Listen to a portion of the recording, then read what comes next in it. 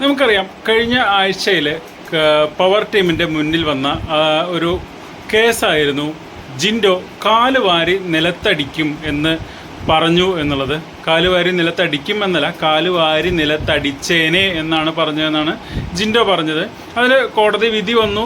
ജിൻഡോയ്ക്ക് അനുകൂലമായിട്ടാണ് കൂടുതൽ വോട്ടുകൾ കിട്ടിയത്. അങ്ങനെ പറഞ്ഞതിൽ അടിച്ചേനെ എന്ന് പറയുന്നതിലൊരു തെറ്റില്ല എന്നുള്ളത് അവസരങ്ങളിൽ ഏറ്റവും കൂടുതൽ, അതായത് വോട്ടെടുപ്പിലൂടെ കൂടുതൽ വോട്ട് നേടി ജിൻഡോയ്ക്ക് അതിൽ നിന്ന് ഒരു ശിക്ഷ നൽകാതെ വിട്ടിട്ടുണ്ടായിരുന്നു.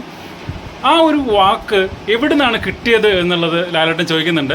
അപ്പോൾ ജിൻഡോ പറയുന്നത് ഞാനങ്ങനെ സാധാരണ പറയുന്നത് പോലെ പറഞ്ഞതാണെന്നുള്ളത് എല്ലാവരോടും ചോദിക്കുന്നുണ്ട്. എല്ലാവരും പറയുന്നത് അത് ജിൻഡോയ്ക്ക് ആരും പറഞ്ഞു കൊടുത്തായിരിക്കില്ല, ജിൻഡോയ്ക്ക് അത് അപ്പോൾ വന്നപ്പോൾ തോന്നിയത് പറഞ്ഞായിരിക്കും എന്നുള്ളതാണ് പറഞ്ഞത്. പക്ഷേ അവിടെ ബിഗ് ബോസിൻ്റെ ഒരു ഗെയിം അവിടെ ലാലേട്ടൻ കാണിക്കുകയുണ്ടായി. അതായത് സിബിൻ ജിൻഡോയോട് പറയുന്നുണ്ട്, ഇനി അങ്ങനെ എന്തായാലും സംസാരിക്കുകയാണെങ്കിൽ ഓപ്പണായിട്ട് തന്നെ പറയണം കാല് വാരി നിലത്തടിക്കും എന്ന് ജിൻഡോയോട് പറയുന്നുണ്ട്. പക്ഷേ ജിൻഡോ പോലും ഈ ഒരു ഡയലോഗ് പറയുന്ന സമയത്ത് സിബിൻ അത് പറഞ്ഞത് ഓർക്കുന്നില്ല എന്നുള്ളതാണ് സത്യം.